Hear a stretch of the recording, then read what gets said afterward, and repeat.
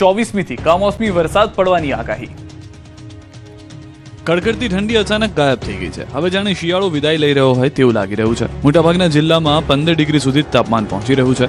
ત્યારે હવામાન વિભાગે આગાહી કરી છે કે 13 ફેબ્રુઆરીએ વેસ્ટર્ન ડિસ્ટર્બન્સ સક્રિય થશે, જેના કારણે ગુજરાતમાં વાદળછાયું વાતાવરણ રહેશે। ઉત્તર પૂર્વ પશ્ચિમના પવન ફૂંકાશે। 15 થી 20 કિલોમીટર પ્રતિ કલાકની ઝડપે પવન ફૂંકાશે। બીજી તરફ હવામાન નિષ્ણાંત અંબાલાલ પટેલે ફેબ્રુઆરીના અંતમાં માર્ચની શરૂઆતમાં અને એપ્રિલમાં કમોસમી વરસાદ પડવાની આગાહી કરી છે। અંબાલાલ પટેલે આગાહી કરી છે કે 18મી ફેબ્રુઆરીથી બંગાળની ખાડીમાં લો પ્રેશર સર્જાશે, જેની અસરે 24 થી 3 માર્ચની વચ્ચે દક્ષિણ ગુજરાતમાં છૂટોછવાયો વરસાદ પડી શકે। ભરૂચ, નવસારી, સુરત, ડાંગ, આહવા, વલસાડ સહિતના દક્ષિણ ગુજરાતમાં તોફાની પવન સાથે વરસાદ ખાબકી શકે। ભર ઉનાળે ખેડૂતોની ચિંતા વધારવા માટે એપ્રિલ માસમાં કરા સાથે પણ વરસાદની સંભાવના અંબાલાલે વ્યક્ત કરી છે।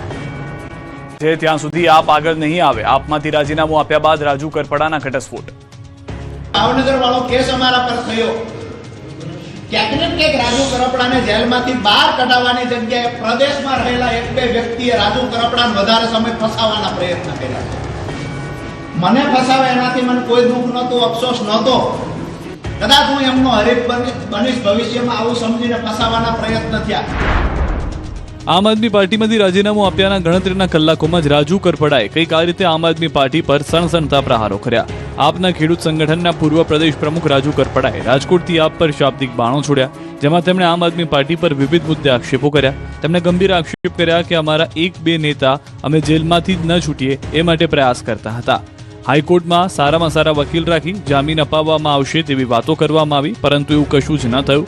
કરપડા એટલેથી જ અટક્યા ન હતા। તેમણે ગોપાલ ઇટાલિયા અને મનોજ સોરઠિયા ભાજપની બી ટીમ ગણાવતા રાજકીય હડકંપ મચ્યો, તો હાલ ભાજપ કે કોંગ્રેસમાં જોડાવાનો ઇનકાર કર્યો। બીજી તરફ રાજુ કરપડાના આરોપ પર ગોપાલ ઇટાલિયાએ જવાબ આપ્યો। ગોપાલ ઇટાલિયાએ કરપડાના આક્ષેપોને ફગાવતા કહ્યું કે રાજુ કરપડા ભાજપનો હાથો બની ગયા। રાજુભાઈએ મજબૂરી લાચારીમાં પગલું ભર્યું, ખેડૂતોના નિશાસા લેવાનું કામ કર્યું।